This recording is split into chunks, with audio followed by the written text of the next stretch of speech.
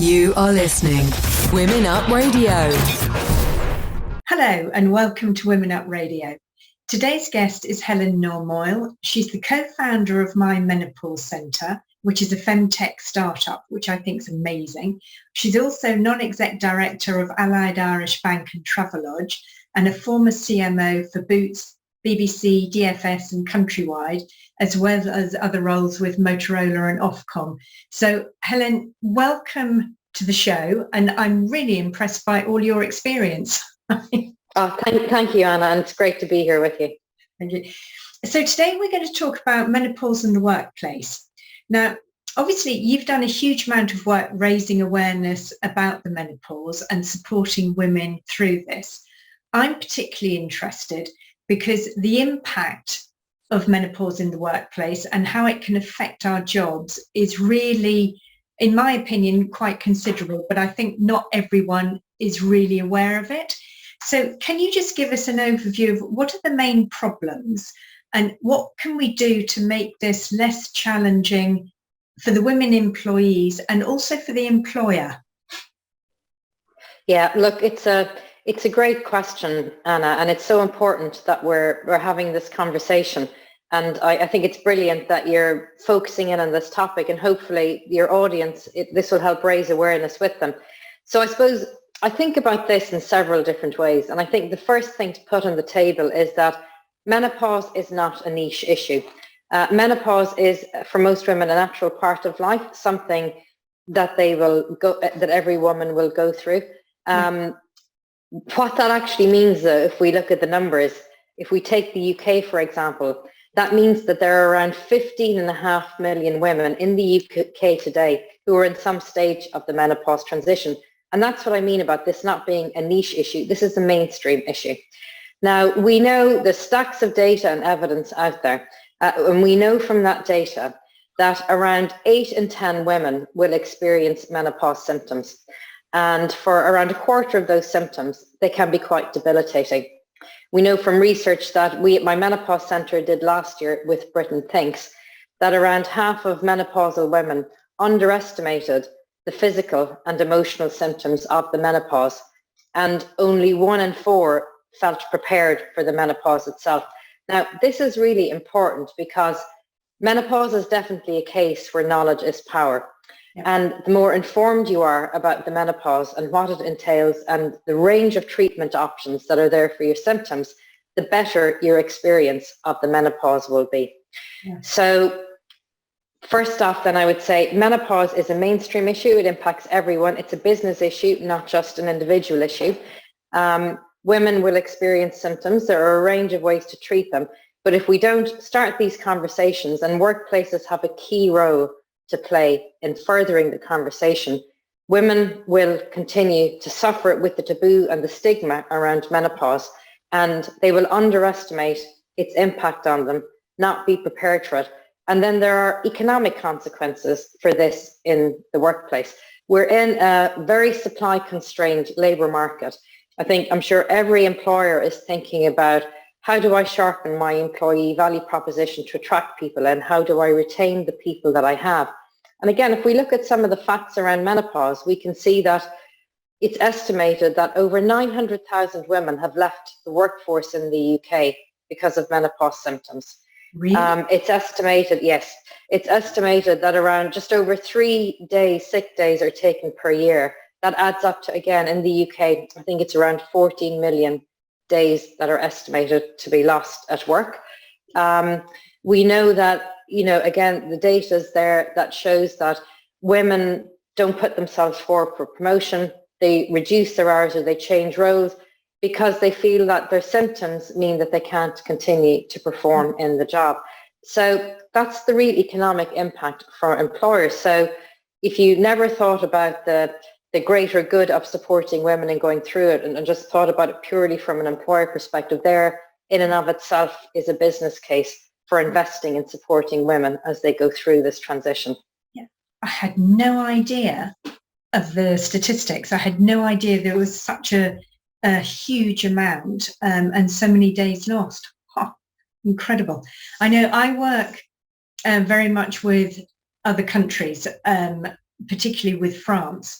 And I've had quite a few, because I've spoken to quite a few of my clients about doing this interview with you, and also about some of the work that happens in the UK to support the menopause. And I've got a few who have specifically said, I'm really struggling. God, it's so difficult. And I said, well, why don't you try and start something in your company, try to get some support? And they're like, oh my God, I couldn't do that. If I do that, it's the end of my promotion. It's the end of my career. I'll just be put on a back burner and thought to be a troublemaker or completely neurotic. And I think that is so sad. I mean, someone has to go through a difficult menopause and they're really worried about their career, when just a few things could help. But I mean, I know the UK seems to be far more developed on issues around the menopause, which I didn't realise until I spoke to a few people in the UK that work with the menopause. And they seem to be particularly good about menopause and the workplace, which I think is brilliant. Why do you think it is? Why is the UK in advance? Look, so I've over my career, I've worked in Germany, the States and the UK, and obviously Ireland, where I'm from.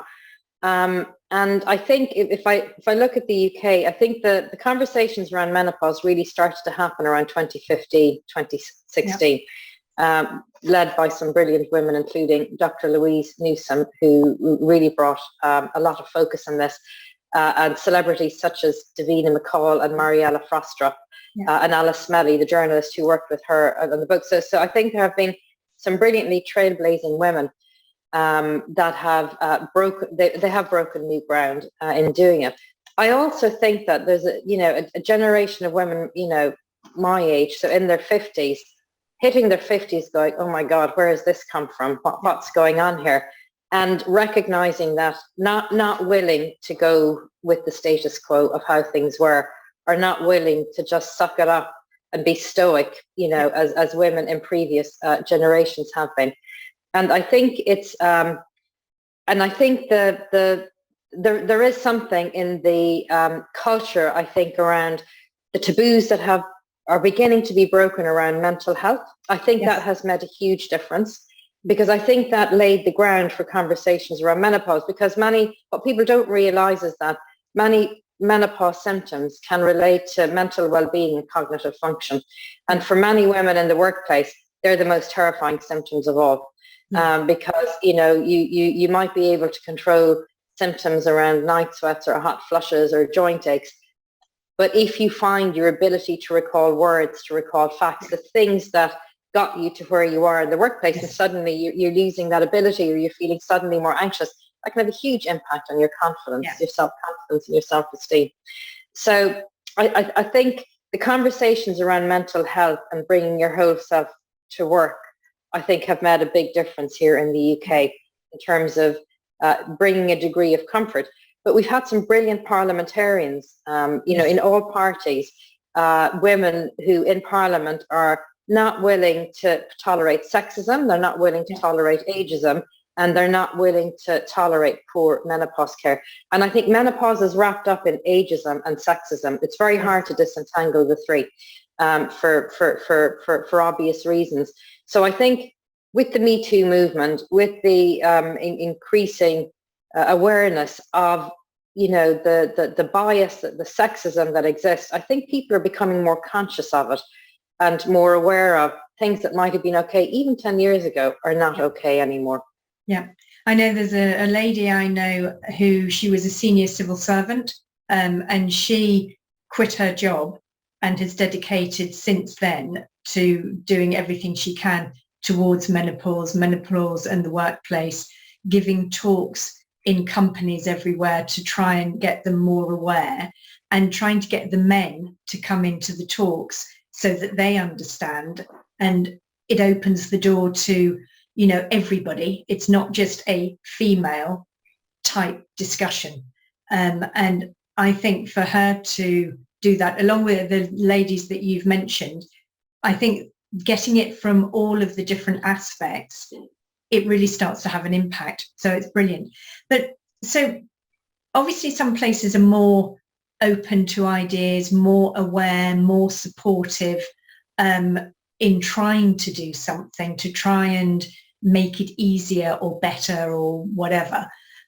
For places where there's less awareness and support, how could employees broach this topic in their own companies, particularly when it's still really very much a taboo subject? I know it's open, but it's still very taboo in some places.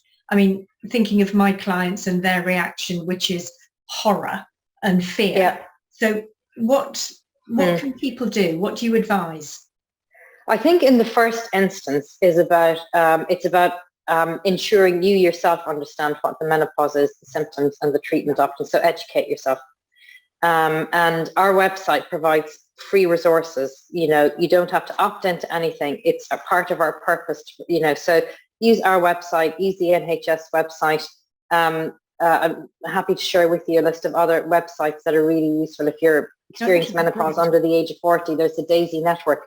There's Handpicked Menopause in the Workplace. So there's some really good websites out there. There's some really good books. Marielle Frostrup's book is very good, I think. There's lots of good menopause books out there. So I'd say start off by educating yourself so that you understand what's going on with your body and what you can do to support yourself and take care of yourself. Because very often women are not great at putting themselves first. And I think menopause is a wake-up call for it. You have to put yourself first.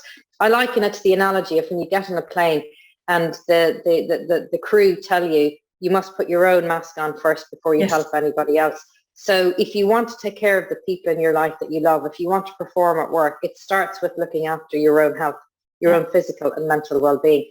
So when you have that, then I think it's being clear about what is it? What adjustments do you need from your employer? And then, so I think it can be really helpful to write down what it is that you're looking for and kind of why and explain. Again, if you feel that your line manager or the person you're speaking to people in the HR organization, occupational health, that they maybe don't understand what menopause is, again, use some of the free resources that are out there. And again, we've prepared a little flyer on our website that people can print off just to lay the ground, to do a little bit of education to help people understand just generally what the menopause is and the symptoms. Then explain what you're going through and what you're doing about it yourself, but what adjustments you feel are reasonable and you would appreciate your line manager or support from your people department in making those, and why it will benefit your employer as well. So it's always helpful to walk in the other shoes and anticipate the questions that will come up. You can also call out best practice that is evidenced in other organizations. And again, there's some really good resources out there. The Chartered Institute for Personnel and Development have a brilliant section on menopause in the workplace with lots of information. Yeah, highly recommended. Guidance on menopause policies. You can suggest to your people team, they might want to look at that or share it with them. Lots of examples of other great organizations, you know, like Channel 4.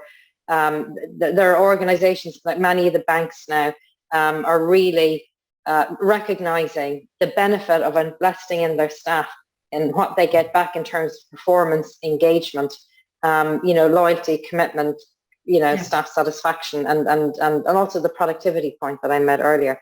So they would be my suggestions, but I think the start is really understanding how you're feeling yourself, getting the right medical support, educating yourself on what's going on, putting yourself first, and then really thinking about what is it that you want from your employer, writing it down. And then it can be very useful to see if there are other people at work that you can speak to. Some organizations have really supported menopause champions in the ground, so you get culture change coming from the top. Yes, with you know, culture change really does need to come from the top, I believe, but menopause champions in the ground, because it helps so much if there's a network of people you can go to and speak to, and then you don't feel so alone. Yes, yeah. And it's interesting you saying about banks and how some of them are starting to do that type of thing, because I know there's a guy I know who's director of Deutsche Bank, and he actually started yoga and well-being and mindfulness and all of that in the bank to help with stress and just well-being in general. So it's very interesting to hear that it's the banks as well who are going down that road for helping menopause. Now, I know you've mentioned that it can help with loyalty. Obviously, you mentioned about the sort of commercial aspect, that it's going to be better for their bottom line. What other benefits can you think that a company or a corporation will get by showing their support for something like this? Look, I think there are multiple benefits. So I think there's a reduction in sickness levels on a very practical point. There is increased productivity because you have people who are feeling good, you know, and I think people feel real appreciation for employers when they invest in their health like this, invest in raising awareness, normalizing the conversation. Many employers now are moving to provide actual menopause expert care support from doctors or nurses. That makes a huge difference as well, because particularly in the NHS, it's under a lot of pressure and it can take longer to get the care that you need. I think there's an engagement point, particularly things like the menopause champions. It can create connections, you know, amongst colleagues as well, which really drives affinity, as you will know. You know, all the surveys that show when you say that you have friends at work, it's likely to mean you're more engaged and more committed. Exactly. So it definitely helps in that front. I think the interesting thing that I found as well is that male employees talk about how this helps them at home, because they have partners at home who are going through menopause as well. So there's a knock-on benefit. And we do a lot of workshops for organizations. And some of those organizations now have said to male colleagues that they can invite their partners if they would like to listen in on those workshops as well, or they'll see how they can make the materials available to their partners as well. So you kind of get family connections, you know, thinking, you know, that's. So that was, again, a real insight and a real learning along the way, that many men, while they don't speak about this, they are living this at home as well with their partner. And as women recognize the importance of speaking at home about this as well. There are, you know, in days gone by, maybe wives didn't share what was happening with their husbands because they were too embarrassed or felt it was too personal. Thankfully, that's changing. And so men are really seeing the benefit of what they're learning in the workplace and how it will help them at home as well. And then I think that, you know, as I said, we're in a very hot labour market. It can really help reduce churn, but really demonstrate to the outside world the attractiveness of your employer proposition by becoming an age-inclusive workshop. And I think more and more employers are recognizing there's a huge talent pool of women in their 40s and 50s out there, women who have maybe left the workplace to raise their children and to spend time, you know, looking after their families. They're now ready to return to work. And so with the right onboarding support, you know, upskilling and digital, but providing this type of support, there's a huge pool of talent, of, you know, experienced, brilliant women that you can draw on and bring in. And this will only enhance your attractiveness to women like that, I think. Yeah, I have to say, I think companies that are trying to bring back women who've stopped for a few years for kids, etc., I think it's such a good idea, because me being older, I've always worked, but if you think when you work all the time, year after year after year, you do get tired. You know, menopause or not menopause, you do get tired. So companies that are bringing back people that have been off for a few years, they don't have the same stress. Yes, they've had a different stress being at home with looking after kids and things like that, but they don't have the same business stress. So, I mean, I'm doing a pitch for bringing back older women. I think it's a superb opportunity, because you get someone who's fresh, who's got ideas, who's creative. And if they do offer this menopause support, these ideas of being open-minded to it, they really do show that they're a company that it's worth working for. And that, I think, is so important. So moving on to something more individual, because I've been very much asking you things to do with business and business professionals. If we ourselves are going through the menopause, what can we do to improve our own menopause experience, and also the impact it has on people around us? And that's something, I know I've spoken to you in the past about this. My mother had a very bad menopause, and I was a teenager at the time, and it really had a very negative impact on the relationship of, you know, our relationship forever because of that, because her menopause was so bad. She's one of the older generation that you would never talk about it, never go to the doctor, you know, it's suffer in silence. But now that people are being more open to the idea, what can they do? Not just for their colleagues, not just for their husband, but for themselves, for everybody. Yeah, look, I think it's a great question, and a few thoughts on that. So we talk a lot about increasing life expectancy, and you know, I've looked at some data to look at, you know, mean modal death rates, you know, and how they've changed over the last 100 years. And the reality is that thanks to improved living conditions and circumstances, improved diets, improved, you know, home and work environments, reduction in the number of women who died giving birth. What we see, all the data shows that, you know, women and men, but women in particular, are living longer. Yeah. Now, what that means is that we are living a lot more of our life post-menopausal. Yeah. So compared to 100 years ago, it might be another 10, 15 years more, so significantly more. So I think it's really important that we shift from looking only at lifespan and think about health span. Because if you're living longer, you want to live healthy, you know, you want to live well, you want to be able to make the most of your time on this earth. So I think it's really important that the menopause is a great wake-up call.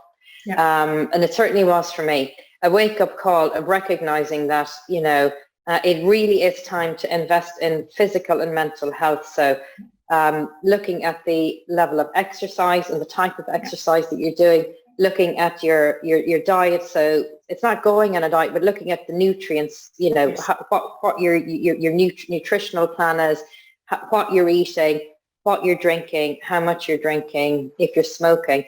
Because lifestyle, exercise and diet in particular are the foundation for good health. And there's a real opportunity in your 40s and 50s to kind of take stock and then think about the next 40, 50 years and then make that investment in exercise, I would say, particularly resistance exercise for bone health and for heart health. And nutrition is hugely important, and weight management. I think then there's a piece around, and depending, you know, on what symptoms you have, and every woman's experience of the menopause will be different. A range of symptoms. We cover about 40 on our website, and they can come in all sorts of combinations, but most on average, you know, 8 to 10 women will experience symptoms, around 7, and they can last anywhere from, you know, 4 to 12 years. For some women, you know, they might last 20 years. It's really different for every woman. So I think recognizing, depending on what works for you, you might find that mindfulness, meditation, yoga really helps, particularly if, you know, you need something to kind of calm down and relax. Breathing exercises can be really helpful as well.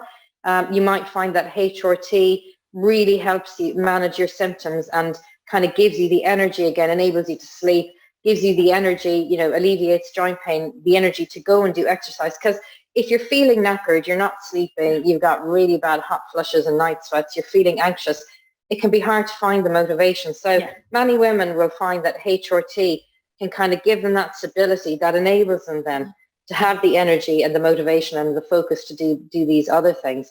But, you know, educate yourself, you know, speak to your GP, you know, be assertive about your right to good quality healthcare and advice. Yes. Don't be passive in this, and don't bring, you know, the hierarchy that would have been there in the past of the doctor knows everything best. Doctors are brilliant. They're under a lot of pressure, but educate yourself and go in as a peer to have that conversation with them about what you need, and don't be shy of demanding getting there, you know, in a respectful way and in a polite way, because unfortunately there's a lot of GP bashing. But, you know, every woman has the right to great healthcare, I think. But educating yourself is really important. And then don't be afraid to ask for help. You know, and there's some, you know, we look at intersectionality a lot in what we do. And we're very fortunate to have a brilliant Black doctor in our clinic, Dr. Wakoma, and, you know, spend a lot of time chatting to her, not just chatting, looking at the data and the research around this. And particularly for women in some minoritized communities, it can be really hard to ask for help because they're seen as the matriarchs, the ones that, kind of hold everything together. And to admit that, maybe you're not as strong as you're letting on and you need to ask for help. It can be hard for all women, but for some women in particular, it can be really tough. Don't be afraid. Don't be afraid to ask for help. And, think about how you can help your family, your friends, your workplace understand what you're going through and ask for that help. And then with some symptoms, if menopause is a taboo, I think there are taboos within the taboo, and typically around sex-related symptoms, so loss of libido, vaginal dryness. A lot of women are too embarrassed to even speak to their doctor about some of those symptoms. And I know from working with our doctors in the clinic, I'm not a doctor, but I know from working with them, there are solutions out there that can mean you can have an enjoyable sex life again. It doesn't have to be painful. There are things that you can do. And I think it's so tragic, when we did a live webinar, and one of the people on the webinar had a question because she said she hasn't had sex in 10 years because of vaginal symptoms. And there is a solution there for, and we had a really good conversation around it. But to think about the reduced lives that some women are living because of these fears, that's why, if you'd asked me 5 years ago, Anna, would I be on a webinar talking about vaginal dryness and that and be comfortable about it, I would have said not in a million years. But, you kind of got to get over your fear and do it anyway, because it's too important not to talk about it. Exactly. And also, I feel that for women who are not in a good place, those of us, who are, we for the sisterhood, we need to be there to be their voices, to support them, to make sure that they, move towards feeling more comfortable, have the conversation, or people are doctors proactively ask about them when they see them in their clinics. Yeah, that's really interesting. I'm also very pleased that you mentioned yoga and breathing and things like that as a help, because I gave myself the 60th birthday present of training as a yoga teacher. So fantastic. There's so many things. I mean, I did it basically for business people who are suffering from stress, and I've done yoga for years and years and years. But I'd never thought about menopausal women as being, a sort of a category to approach. But because I'm very strongly supportive of trying to do things to help women with the menopause, to try and help it get better for them, because of, I suppose, my experience with my mum, and because I can see so many of my clients in the workplace, I might actually see if I can do something with that in the local area. Because I think, or even in businesses, I think if they can be aware of other things that they can do, not just the normal things, but something that goes a little bit further, I think that's a good idea. I've got one question. You talked about seeing doctors and not hesitating to go in and to understand what you're talking about, to approach them as a peer. Would you say it's necessary to have a woman doctor or a man doctor as well? Because I went to the doctor recently for a urinary tract infection, so nothing to do with the menopause, but I went to see a man doctor because that was the only one who was available. He was uncomfortable. I mean, I was like, I don't care, I just want something to make me feel better. So if it was anything, a monkey, a horse, I don't care. I just wanted someone to do something. But he was like, oh, maybe you should see a woman doctor. I said, just do something to help me. So do you think it's better to try and find a woman doctor? Or, I mean, have you come across other people saying that sometimes male doctors are slightly less comfortable dealing with that? I think it'll really depend on the individual, Anna. It'll depend on the individual doctor. Many women prefer to see a female doctor. And I think particularly if you have a female doctor, it's more logical through the menopause, they're going to understand. But again, I would say, I think what's really important is that you don't project for anyone, that they don't project their experience of the menopause onto another woman, because it could be really different. And that is really important. And to respect the individuality of that woman's experience. So I think it will come down to personal preference and really the individual doctor, and if it's a male doctor, their degree of comfort. But, you know, I've experienced female doctors who were younger and really weren't that interested in menopause.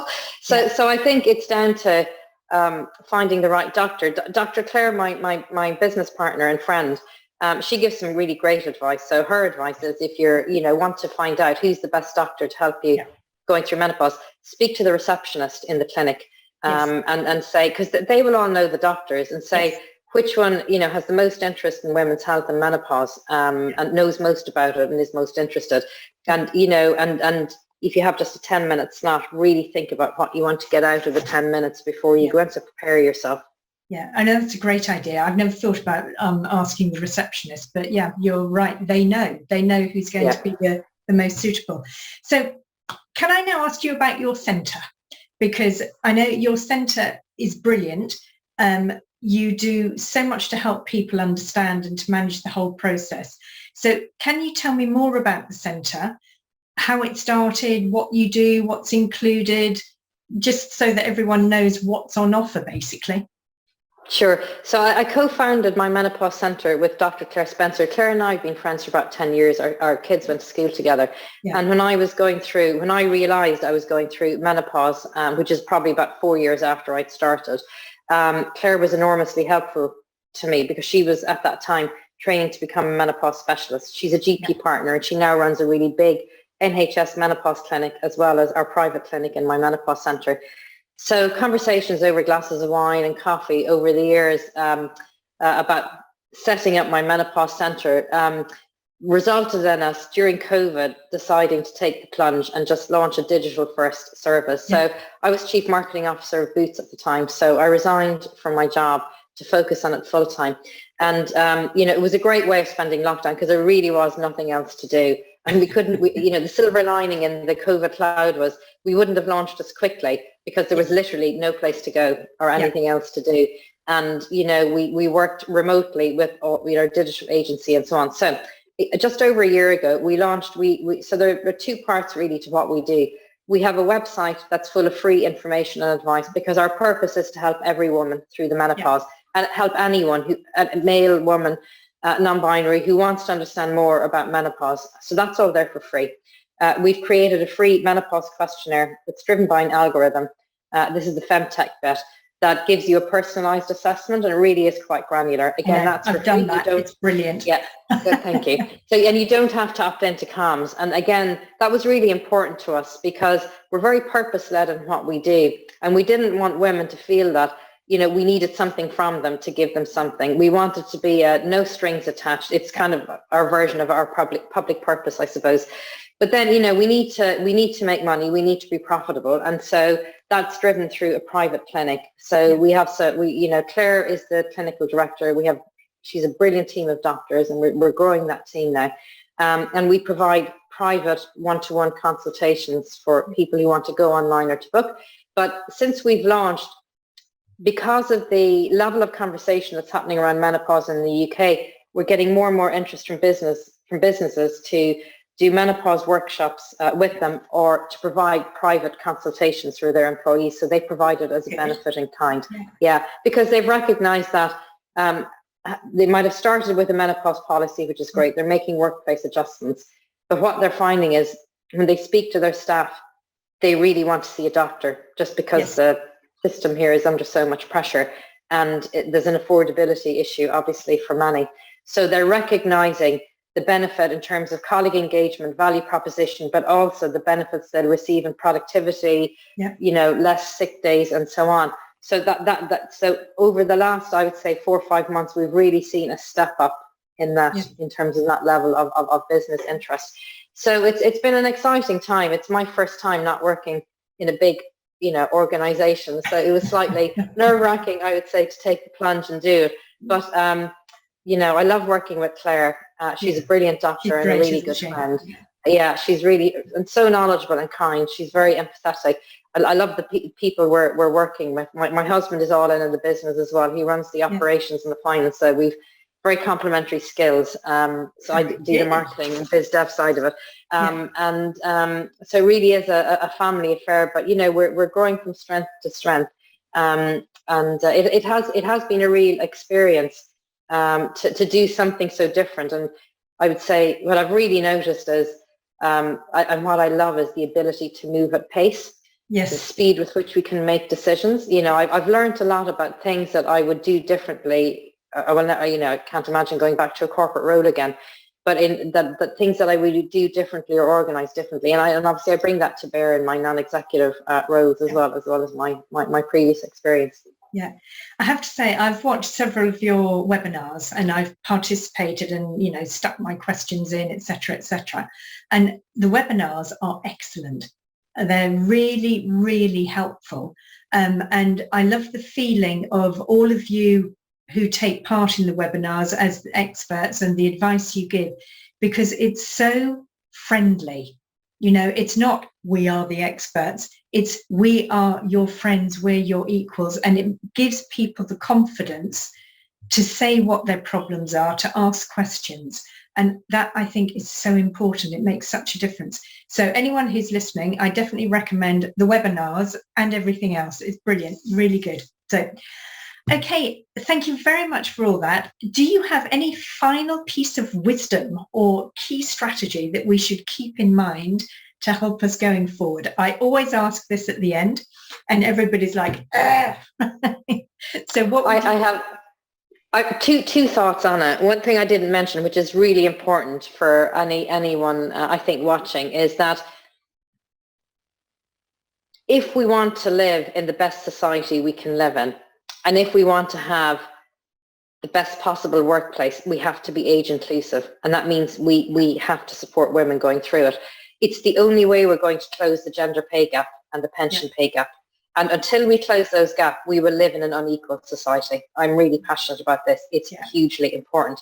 So if you work back from what do we need to do to close the pension pay gap and the gender pay gap, and get to the root and start really getting to meaningful root cause analysis of this, supporting women through menopause will be critical in that, which is why it's so important. This goes beyond women's health. It is about living in a fair and equal society. That's why it's so important. So my insight or my wisdom, I'm not sure I'm wise enough to give out, wisdom, but I would say whatever you do the things in life that you're really passionate about, that align with your purpose and your values. And what I've really learned is the rest will follow. It will follow. But if I look at current affairs in the UK and what's going on, having values is really important. Yeah. And being true to yourself and your values is really important. And I would say throughout my career, I grew up my parents imbued a very strong sense of values. I was educated in a way, by the Jesuits that helped me really develop a very strong conscience. And I would say from that, own your decisions. Yes. No blame, take responsibility for your decisions and what's happening in your life, and own your life and enjoy it. That's great. Perfect. I wish I'd heard that when I was younger. That sounds superb. Thank you very much. Lastly, where can people find you and how can they get in touch with you to find out more? Thank you. So thank you, Anna. So you can find our website at www.mymenopausecentre.com. So that's all one word even. And you can email us. Centre R-E or E-R? Yeah, R-E. R-E, okay. Yeah, not the American way. American people watching as well. Yeah. Okay, English spelling, right. English spelling of centre. And then you can email us at hello@mymenopausecentre.com. Or there's a contact us section on the website as well. Brilliant. Thank you very much. Helen, it's been an absolute pleasure. It's been fascinating. Thank you very much for coming on the show. Thank you for giving us all that information. And maybe another time you'll come back another day and we'll speak again. But I'd be delighted to, Anna. Thank you very much for having me. Thank you. Everybody, thank you for watching. I hope you've enjoyed it. Really don't hesitate to contact Helen, to go on to mymenopausecentre.com. And I really, really recommend it. The webinars are brilliant. Everything that I've done through them or all the contacts I've had, have been so helpful and so supportive. And I think it really is a perfect place to start to try and improve your life with the menopause. Thank you very much. See you all again very soon.